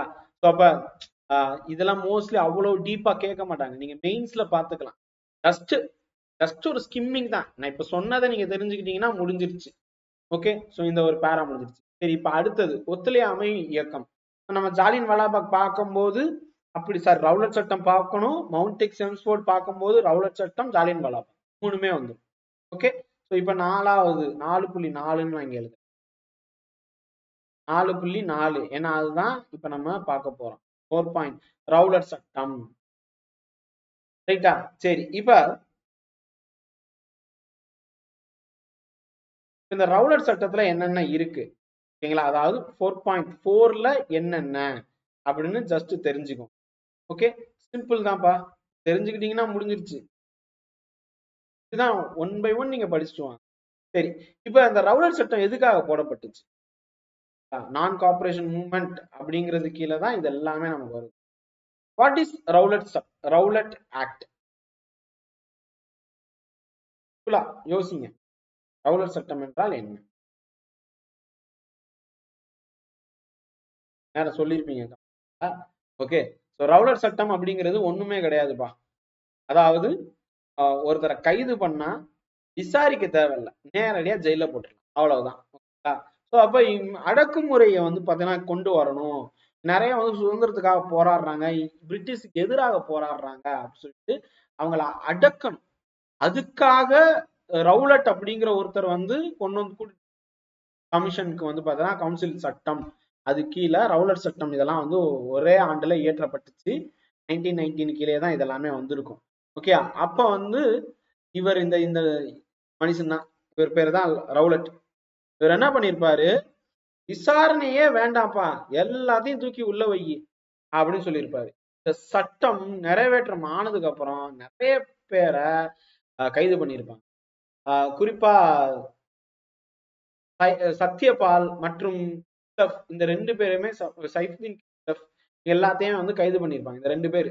இதனால தான் ஜாலியன் வாலாபாகே நடக்க ஆரம்பிச்சிருக்கும். சோ ரவுலட் சட்டம் 1919 மார்ச் ஏப்ரல். ஓகேங்களா. சோ அப்ப வந்து காந்தியடிகள் உட்பட நிறைய பேர் வந்து பாத்தீங்கன்னா இந்த சட்டம் ரொம்ப கொடுமையா இருக்கு, தப்பா இருக்கு அப்படின்னு சொல்லிட்டு இது பண்ண ஆரம்பிச்சிருப்பாங்க. ஸோ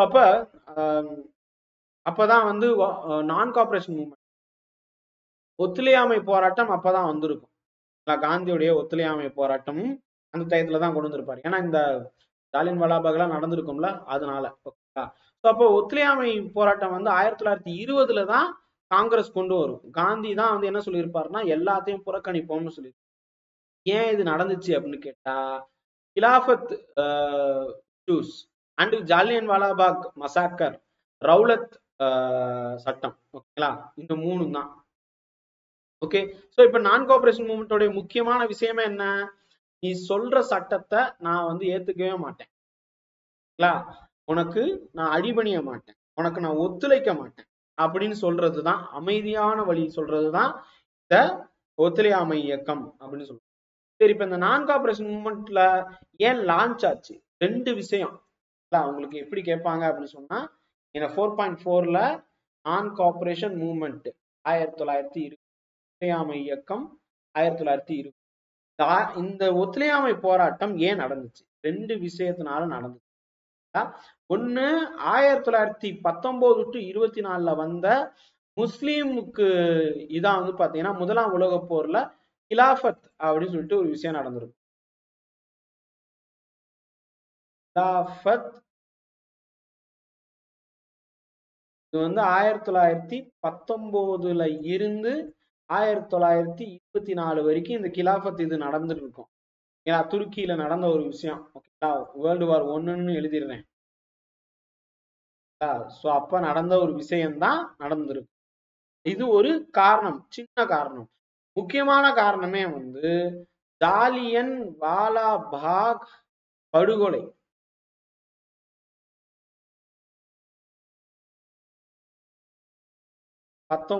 ஏப்ரல் 13, ஓகேங்களா. அப்ப நடந்திருக்கும், இதுதான் காரணம். சரி, இப்ப இங்க வாங்க, திருப்பி ஒரு கொஸ்டின். இந்த நான் கோஆபரேஷன் மூவ்மெண்ட் நடக்கும்போது வைஸ்ராயா இருந்தது யாருன்னு கேட்போம். ஒத்துழையாமை இயக்கம் நடக்கும்போது யார் வைஸ்ராயா இருந்தா? அதே மாதிரி ரவீந்திரநாத் தாகூர் இந்த ஜாலியன் வாலாபாக் படுகொலைக்கு அவருடைய பட்டத்தை வந்து வேணான்னு சொல்லியிருப்பார்ல, புறக்கணிச்சிருப்பார். அது என்ன பட்டம்? அதன் பிறகு வந்து பாத்தீங்கன்னா 1921ல பிரிட்டன்ல இருந்து ஒரு இளவரசர் இங்க வந்திருப்பாரு. ஓகேங்களா, காந்தி வந்து கொண்டு வர அந்த பாய்காட் இதெல்லாம் வந்து பார்த்துட்டு போன ஒரு இளவரசர் இருப்பாரு. இளவரசர் யார்? அதாவது இளவரசர் பேர் கூட வேண்டாம், நானே சொல்லிடுறேன், பிரின்ஸ் ஆஃப் வேல்ஸ், வேல்ஸ் இளவரசர் வந்திருப்பாரு. இந்த மாதிரி கொஸ்டின் கேட்பேன்.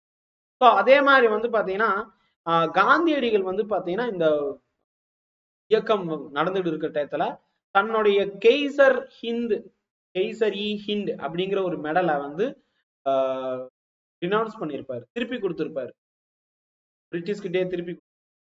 ஓகேங்களா, சோ அப்ப அந்த மெடல் பத்தி கேட்பாங்க. நான் கோஆபரேஷன் மூவ்மெண்ட் நல்லபடியா தான் நடந்துட்டு இருக்கு. ஒரு நிகழ்வுனால உத்தரப்பிரதேசத்துல 1922ல, நல்லா கவனிங்க, 1922ல 22 போலீஸ் இறந்திருப்பாங்க. சௌரி சௌரா அப்படின்னு ஒரு இடம். இது வந்து உத்தரப்பிரதேசத்துல இருக்கக்கூடிய ஒரு சின்ன கிராமம். சௌரி சௌரா நிகழ்வு அப்படின்னு சொல்லி அந்த இந்த பிக்சர்ல பார்த்திருக்கலாம். இருக்கா? ஒரு ஒரு ஒரு இடம் இருக்கா? சௌரி சௌரா. இது இங்க பாருங்க. இங்க வந்து இந்த துப்பாக்கி சூடு நடந்திருக்கும். ரவீந்திரநாத் பிரபல தங்களுடைய பட்டங்களை வந்து பார்த்தீங்கன்னா திறந்திருப்பாரு. அதுல பாக்ஸ்ல வந்து கொடுத்துருக்காங்க பாருங்க. ஓகே. சோ வைஸ்ராய் கிட்ட வந்து ரவீந்திரநாத் தாகூர் தன்னுடைய பட்டத்தை திறந்தாருன்னு சொல்லிட்டு நைட் ஃபுட் அப்படிங்கிற ஒரு பட்டத்தை திறந்திருப்பாரு. கிலாபத் பஞ்சாப் கொடுமைகள் இந்த 2 காரணங்களால தான் ஒத்துழையாமை இயக்கம் தொடங்கியது. இங்க கொடுத்திருக்காங்களா? பஞ்சாப் கொடுமைகள்லாம் என்ன? ஜாலியன் வாலாபாக்கத்தான் சொல்றாங்க. ஓகே. சரி, அடுத்தது வந்து பாத்தீங்கன்னா இங்க இங்க பாருங்க, ஜாலியன் வாலாபாக் ஆர்ப்பாட்டக்காரர்கள் மீது இது நடத்தப்பட்டிருக்கும். அது அப்ப வந்து ஜெனரல் ஓ டயர் மற்றும் ரெஜினால் டயர் இந்த 2 பேரையுமே வந்து பாத்தீங்கன்னா ரெஜினால்ட் ERED இந்த 2 பேரையும் மைக்கேல் ஓ டயர் 2 பேரையும் நீதிமன்றம் வந்து பாத்தீங்கன்னா குற்றங்கள்ல இருந்து விடுதலை செஞ்சிருக்கும். அதுக்கு பழிக்கு பழி விதமா தான் மார்ச் 30, இப்ப மார்ச் இன்னைக்கு வந்து மார்ச் 19 மார்ச் 30 1940 லண்டனுக்கே போய் மைக்கேல் ஓ டயரை பக்கத்துல உட்காந்து கொண்டிருப்பாரு உத்தம் சிங்.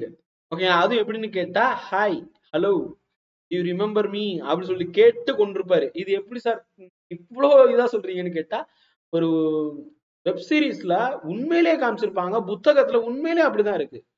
பக்கத்துல போய் ஐயா ஞாபகம் இருக்கா, என்ன யாருன்னு தெரியுதா அப்படின்னு சொல்லிட்டு கேட்டிருப்பாரு. கேட்டு கொண்டு இருப்பாங்க. ஓகேங்களா? சோ இப்ப இங்க கிலாபத் இயக்கம் அப்படின்னு சொல்லும் போது அலி சகோதரர்கள் பத்தி இங்க கொடுத்திருப்பாங்க. கிலாபத் இயக்கத்தை ஆரம்பிச்சது யாரு? அலி பிரதர்ஸ். இங்க பிக்சர்ல இருக்கு பாரு, அலி சகோதரர்கள் அப்படின்னு சொல்லிட்டு சவுக்கத் அலி, முகமது அலி.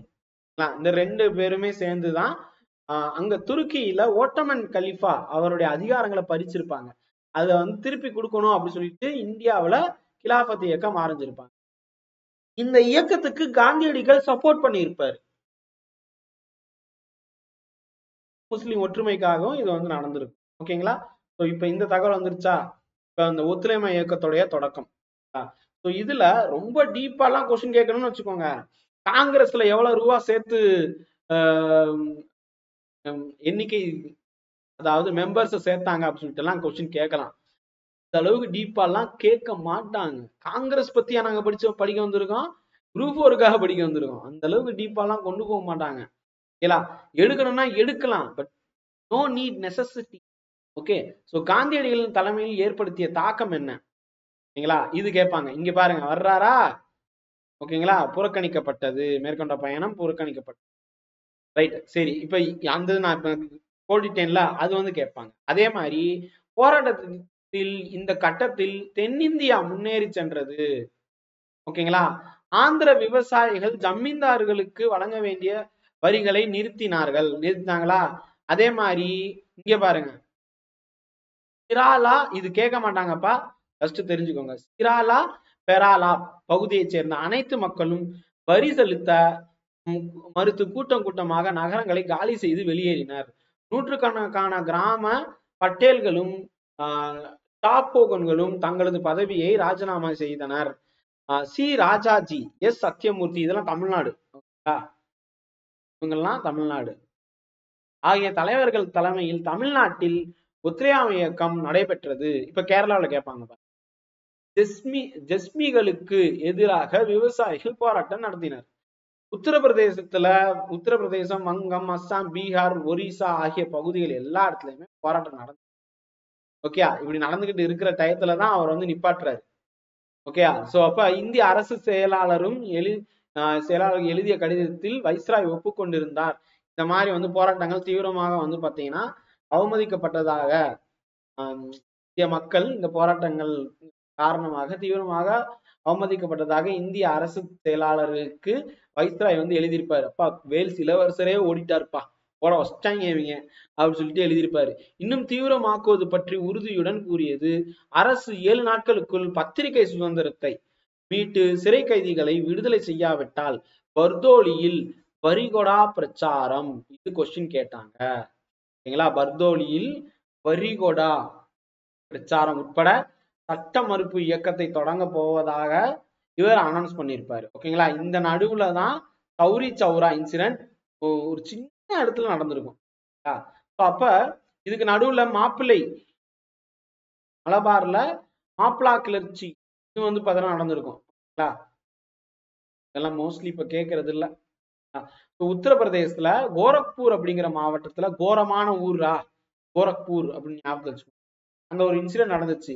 அந்த இன்சிடென்ட்ல எத்தனை பேர் 1922 கொடுத்துருக்காங்களா? 1922 பிப்ரவரி 5 3000 நபர்களுக்கு நடந்த ஒரு காங்கிரஸ் கட்சி பேரணியில் 3000 பேரோட ஒரு பேரணி நடந்திருக்கு.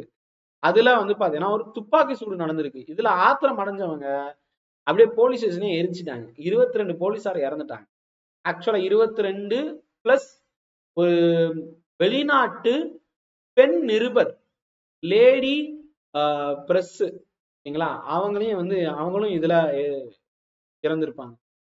சோ இதனால ஒத்துழையாமை இயக்கத்தை திரும்ப பெறுவதாக அறிவித்தார் காந்தி. இது வந்து நிறைய பேருக்கு பிடிக்கவே இல்லை. இவ்வளவு இன்ட்ரெஸ்டா பயங்கரமா இவ்வளவு இன்ட்ரெஸ்டா இல்ல, இவ்வளவு இன்வால்மெண்டோட நடந்துகிட்டு இருக்கு. ஏதோ ஒரு கிராமத்துல ஒரு சின்ன இடத்துல வயலன்ஸ் நடந்துச்சுங்கிறதுனால நாங்க பண்ணதெல்லாம் இல்லாம போயிருமா அப்படின்னு சொல்லிட்டு பண்ணியிருப்பாங்க. இது ஒரு தந்திரமான முடிவு என்று நிறைய பேர் கருதினார்கள். கைது செய்யப்பட்டு 6 ஆண்டுகள் சிறை தண்டனை பெற்ற காந்தியடிகள் பற்றி ஜவஹர்லால் நேருவும் சுபாஷ் சந்திர போஸும் கடுமையாக விமர்சனம். ஒத்துழையாமை இயக்கம் இப்படியா வந்து முடிவு கொண்டு வர்றது? காந்தியடிகள் மீது நம்பிக்கை கொண்ட இதர தொண்டர்கள் இது வந்து பாத்தீங்கன்னா இப்படி இருக்கக்கூடாது, இது வந்து ஒரு தந்திரமான முடிவுன்னு சொல்லியிருக்காங்க. ஆனா தேசியவாத தொண்டர்களுக்கு ஏமாற்றம் கிடைச்சு பர்தோலியில் இந்த முடிவை காங்கிரஸ் செயற்குழு ஏத்துக்கிட்டாங்க. பர்தோலியில, ஏன்னா அப்பதான் அங்க காங்கிரஸ் மாநாடு நடந்தது. ஓகே நாங்க ஏத்துக்கிறோம் அப்படின்னு சொல்லியிருக்கோம். ஆனாலும் நிறைய பேருக்கு பிடிச்சிருக்காரு. இதுல சுயராஜ் கட்சி இந்த 2 பேரு மோதிலால் நேருவும் சித்தரஞ்சன் தாஸும் தனி கட்சியே கொண்டு போயிருப்பாங்க. இதுக்கப்புறம் மோதிலால் நேரு வந்து பாத்தீங்கன்னா கொஞ்சம் கொஞ்சம் அப்படியே மழுங்கி போக ஜவஹர்லால் நேரு ரைஸ் ஆக ஆரம்பிச்சு. ஓகேங்களா. தமிழ்நாட்டுல சத்தியமூர்த்தி வந்து பாத்தீங்கன்னா காங்கிரஸோடைய முக்கியமான பர்சனா இருந்திருப்பாரு. அதை பத்தி நம்ம அடுத்து பார்க்கலாம். 4.5ல பார்க்கலாம். ஸோ இவ்வளவுதான் வந்து உங்களுக்கு 4.4ல இருக்கு. 4.4ன்னு சொன்னது அவ்வளவுதான், தட்ஸ் ஆல். இப்போ 4.5 போயிடலாமா? 4.5 பாருங்க. இப்படி நீங்க படிச்சீங்கன்னா 1 மணி நேரத்துல முடிச்சிடலாம் ஒரு சப்ஜெக்ட. அதாவது ஒரு சப்ஜெக்ட்ங்கிறேன், ஒரு லெசனை, ஒரு சப்ஜெக்ட் கிடையாது, ஒரு லெசனை நீங்க 1 மணி நேரத்துல அப்படியே முடிச்சுட்டே வந்துடலாம். ஓகே, படிக்க ஆரம்பிங்க. சரி, இப்ப நெக்ஸ்ட் டாபிக் 4.5. ஸோ 4.5ல வந்து பாத்தீங்கன்னா ஸ்வராஜ் கட்சி, ஸ்வராஜ் பார்ட்டி எழுதிக்கோங்க. 1923 என்ன நடந்துச்சு? CR Motilal, sorry CR Das மற்றும் மோதிலால், சிஆர் மோதிலால்னு சொல்லி சித்தரஞ்சன் தாஸ் மற்றும் மோதிலால் நேரு, இவங்க 2 பேரும் ஆரம்பிச்சது.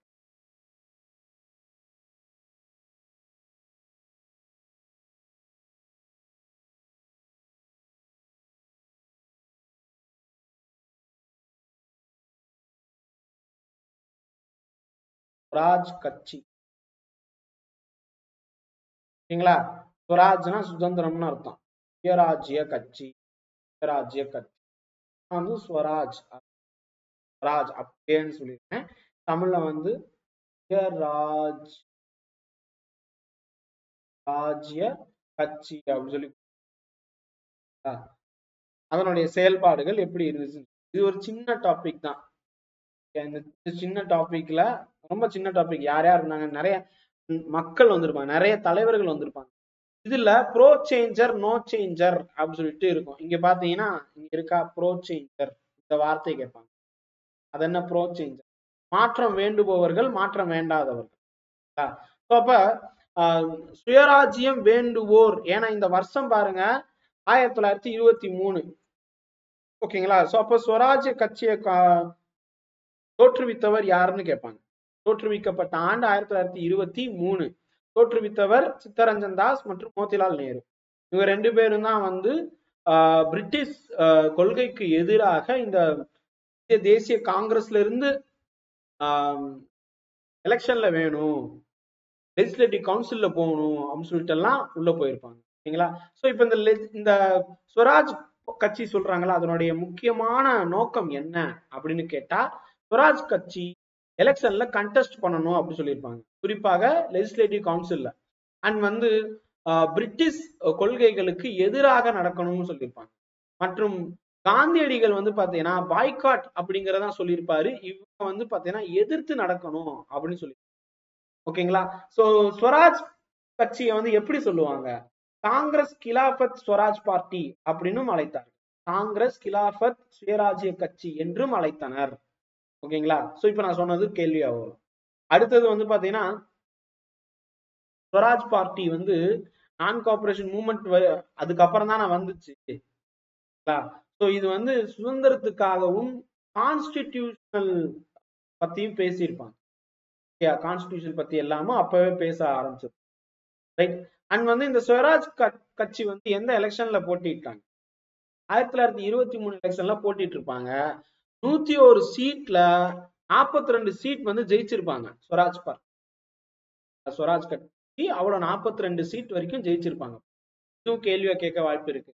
அப்புறம் ஸ்வராஜ் கட்சி ஏன் வந்து டிக்ளைன் ஆக ஆரம்பிச்சிச்சு அப்படின்னு கேட்டா அவங்களுக்குள்ளே நிறைய பிரிவினைகள் இருந்திருக்கு. பிரிட்டிஷோடய உள்ளுக்குள்ள போயிருப்பாங்க இதெல்லாம். ஓகேங்களா? காந்தியடிகள் ஸ்வராஜ் கட்சி என்னன்னு எப்படி பார்த்தாரு? அவர் வந்து ஸ்வராஜ் கட்சிய எதிர்த்தார். உள்ள போகல, மதிக்கல. அவர் வந்து அதை பத்தி கேட்கவே இல்லை. சரி, இதுதான் வந்து கொஸ்டினா வரும். ரைட்டா? ஸ்வராஜ் கட்சி ஆரம்பிச்சது யாரு, என்ன, எத்தனை இடங்கள் ஜெயிச்சாங்க? 101ல 42. இவ்வளவுதான் கொஸ்டினே கேட்க போறாங்க. வேற எதுவும் இல்லை. இதுல வந்து பாத்தீங்கன்னா இங்க இந்த ப்ரோ சேஞ்சர் அப்படின்னா யார் யாரு அப்படின்னு சொல்லிட்டு இப்ப தமிழ்நாட்டுல சத்தியமூர்த்தி வந்து இந்த குழுவுல போயிருப்பாரு. அதுதான் முக்கியமான ஹைலைட்டே. ஓகேங்களா? ஒத்துழையாமை இயக்கத்தை திரும்ப பெற்ற பிறகு அடுத்து என்ன என்ற கேள்வி எழுந்தது. இதுல சித்தரஞ்சன் தாஸ் மற்றும் மோத்திலால் நேரு இவங்க 2 பேருமே வந்து பாத்தீங்கன்னா வேற விதத்துல போக ஆரம்பிச்சாங்க. அரசியல் தீர்வுக்கு வேணும், அப்ப தேர்தலில் ஈடுபடணும் அப்படின்னு சொன்னாங்க. சீர்திருத்தம் என்ற சட்டப்பேரவையை கைப்பற்றி தேசியவாத உணர்வு இதுதான் வேணும் அப்படின்னு சொல்லிட்டு இந்த மாதிரி மாற்றம் வேண்டும் அப்படின்னு சொல்லிட்டு போயிருப்பாங்க. அதுல எலெக்ஷன்ல பங்கு பெறுறது இதை பத்தி எல்லாம் பேசினது யாருன்னு கேட்டா சத்தியமூர்த்தி, தமிழ்நாட்டுல இருந்து போன. ஓகேயா? சட்டப்பேரவை நிலவை எதிர்த்த மற்றொரு குழு காந்தியடிகளின் வழியை பின்பற்றி இருப்பாங்க. ஸ்வராஜ பின்பற்றவங்க எல்லாம் எலெக்ஷன் போகணும்னு சொல்லியிருப்பாங்க. காந்தியடிகள் பின்பற்றவங்க எல்லாம் பாய்காட் பத்தி பேசியிருப்பாங்க. ஓகேங்களா? சோ காந்திக்கு பின்னாடி போன தமிழ்நாட்டு சேர்ந்தவங்க பார்த்தா ராஜாஜி, அதுக்கப்புறம் அங்க மேல வந்து பாத்தீங்கன்னா நார்த்ல வல்லபாய் பட்டேல், ராஜேந்திர பிரசாத், இவங்க எல்லாம் வந்து மாற்றமெல்லாம் தேவையில்லைப்பா, இதுவே இருக்கட்டும் அப்படின்னு சொல்லிட்டு போயிருப்பாங்க. இப்ப நோ சேஞ்சர்னா யார் யாரு? வல்லபாய் பட்டேல், ராஜேந்திர பிரசாத் மற்றும் வந்து பாத்தீங்கன்னா இவங்க ராஜாஜி. ஓகேங்களா? அதுவே மாற்றம் வேண்டும் அப்படின்னு சொல்றவங்க யார் யாரு? அதுல சத்தியமூர்த்தி அவர்கள் உள்ளுக்குள்ள போயிருப்பாங்க. மாற்றம் வேண்டும் சொல்றவங்க யாருப்பா? ஸ்வராஜ் பார்ட்டி தான். சித்தரஞ்சன் தாஸ், மோதிலால் நேரு அண்ட் வந்து பாத்தீங்கன்னா இவர் சத்தியமூர்த்தி அரசியல்ல போகணும் அப்படின்னு சொல்லிட்டு உள்ளுக்குள்ள வந்துரும். இப்ப நான் சொன்னது கண்டிப்பா கொஸ்டின் வரும். ஓகேங்களா? சோ அதை தாண்டி வந்து சொன்னதே திருப்பி திருப்பி வந்திருப்பாங்க. இந்தி முஸ்லீம் ஒற்றுமை இந்த மாதிரியே வந்திருப்பாங்க. அதுல ரொம்ப முக்கியமானது மத்திய சட்டப்பேரவையில வந்து ஸ்வராஜ் கட்சி எவ்வளவு ஜெயிச்சிச்சு. ஓகேங்களா? சோ இது ஒரு முக்கியமானது. 101ல 42. ஆனா அதுக்கப்புறம் மழுங்க ஆரம்பிச்சிருக்கும் தான் இங்க கொடுத்துருக்கோம். ஸோ தென் வந்து ரொம்ப முக்கியமா அந்த இடதுசாரி இயக்கம் பத்தி கொஸ்டின் மோஸ்ட்லி வராது இதுல. அதாவது கட்சி பத்தி கேட்க மாட்டாங்க. ஆனா அவங்க இதுல ரொம்ப முக்கியமா வந்து பாத்தீங்கன்னா இந்த மார்க்சிய சித்தாந்தத்தோட வந்து பாத்தீங்கன்னா நிறைய இளைஞர்கள் உள்ள வர ஆரம்பிச்சு, அதுவும் சில இடத்துல ஆயுதம் ஏந்தி போராட ஆரம்பிச்சாங்க. ஓகேங்களா? சோ அப்ப இந்த முதலாளிகள் நடத்திய சுரண்டல்களுக்கு எதிராக சண்டையிடணும் அப்படின்னு சொல்லிட்டு எஸ்.ஏ. டாங்கே, எம்.என். ராய் எல்லாம் தெரியும்ல, கம்யூனிஸ்ட்காரரு. ஓகே, முஜாஃபர் அகமத் இவங்க எல்லாம் வந்து பாத்தீங்கன்னா மூத்த தலைவரா இருந்தாரு. இதுல தமிழ்நாட்டுல இருந்து சிங்காரவேலர் இருந்தாரு அப்படிங்கறது தெரிஞ்சுக்கோங்க. சோ இவர் தான் தொழிலாளர் கட்சி இதெல்லாம் ஆரம்பிச்சிருப்பாரு. தமிழ்நாட்டுல மே தினம் எல்லாம் வந்திருக்கும். கம்யூனிஸ்ட் சோசியலிச புரட்சியாளர்களுக்கு எதிராக கடும் நடவடிக்கைகள் வந்து எடுக்கப்பட்டுச்சு. இதுல வந்து சில சதி திட்டம் எல்லாம் நடந்திருக்கும்பா. குறிப்பா கான்பூர், ஓகேயா, மீரட், கர்கோரி ட்ரெயின் ராபரி இதெல்லாம் வந்து பாத்தீங்கன்னா நடந்திருக்கும். இந்த காலகட்டத்துலதான் பகத்சிங், சந்திரசேகர் ஆசாத், ராஜகுரு, சுகுதேவ் இவங்க எல்லாம் முக்கியமானவர்களா இருந்திருப்பாங்க. இங்க வந்து நவஜ்வான் பாரத் சபைன்னு ஒண்ணு இருக்கும். Hindustan HRA, Hindustan republic association அப்படிங்கிற அமைப்பு வேர்ல்டு ஃபேமஸ். ஏன்னா HRA எல்லாம் வந்து வேர்ல்டு ஃபேமஸ். இதுல ஆயிரக்கணக்கான இளம் இளைஞர்கள் எல்லாம் உள்ளக்குள்ள போயிருப்பாங்க. புரட்சியாளர்களுடைய ஆதிக்கம் பயங்கரமா வர ஆரம்பிச்சிருக்கும். இதனிடையே ராம் பிரஸ்மாத் பிஸ்மில் அஷ்வகுல்லா இவங்க எல்லாம் வந்து பாத்தீங்கன்னா இவங்களுக்கு மரண தண்டனை கொடுத்திருப்பாங்க. மற்றவங்களுக்கெல்லாம் லாங் டேர்ம் ஜெயில் அப்படிங்கிறது கொடுத்திருப்பாங்க. ஓகேங்களா? ஏன்னா வந்து கற்கோரி சதித்த வழக்கத்தில் அதுல வந்து இருந்திருப்பாங்க, கற்கோரி கான்ஸ்பிரசியில. பகத்சிங், ராஜ்குரு, சந்திரசேகர் ஆசாத் இவங்க எல்லாரும் ஆகியோர் லாலா லஜ்பத் ராய் கொல்லப்பட்டது மற்றும் காவல்துறையுடைய அராஜகத்தை எதிர்த்து பிரிட்டிஷ் அதிகாரி ஒருத்தர் இருப்பாரு சாண்டர்ஸ்னு, அவர் மேல பாம்பு போட போயிருப்பாங்க. ஓகேங்களா? அப்ப இங்க புக்ல வந்து கொன்று விட்டர்னர்னு கொடுத்துருக்காங்கல்ல, ஆனா வேற சில ஆத்தர் புக்ல பாத்தீங்கன்னா அப்படி கொடுத்துருக்க மாட்டாங்க. சோ பட் நம்ம புக் வைஸே போயிடலாம். சாண்டர்ஸை கொன்று விட்டனர். இந்த அதிகாரி லாகூரில் நடத்தப்பட்ட தடியடிக்கு, அதாவது லாலா லஜ்பத் ராய் வந்து இதா இருப்பார்ல, அந்த பரோல் இந்த இதுல அந்த லத்தி சார்ஜ்ல வந்து பாத்தீங்கன்னா தலைமை தாங்கியது யாருன்னு கேட்டா அந்த சாண்டர்ஸ் தான். அவரை கொண்டிருப்பாங்கன்னு இங்க கொடுத்துருக்காங்களா? ஸோ ஏப்ரல் 8, 1929 பகத்சிங், படுகேஸ்வர் தத்தும் வெடிகுண்டு ஒன்றை எரிந்தனர். 1929 மீரட் சதித்திட்ட வழக்கு பதியப்பட்டு 3 டஜன், ஒரு டஜன்னா 12, 3 டஜன் கம்யூனிஸ்ட் தலைவர்கள் நீண்டகால சிறை தண்டனையை பெற்றனர். ஓகேங்களா? சோ அதை பத்தி நெக்ஸ்ட் லெசன்ல படிக்கலாம்னு சொல்லி கொடுத்தோம். அவ்வளவுதான், வேற எந்த வித டீட்டெயிலும் இங்க இல்ல. நெக்ஸ்ட் லெசன்ல தான், 5வது லெசன்ல தான் இது வரும். சரி, இப்ப சைமன் குழு இங்க வர்றாங்க. நேருடைய அறிக்கை, லாகூர் மாநாடு, இதுதான் வந்து கேட்பாங்க.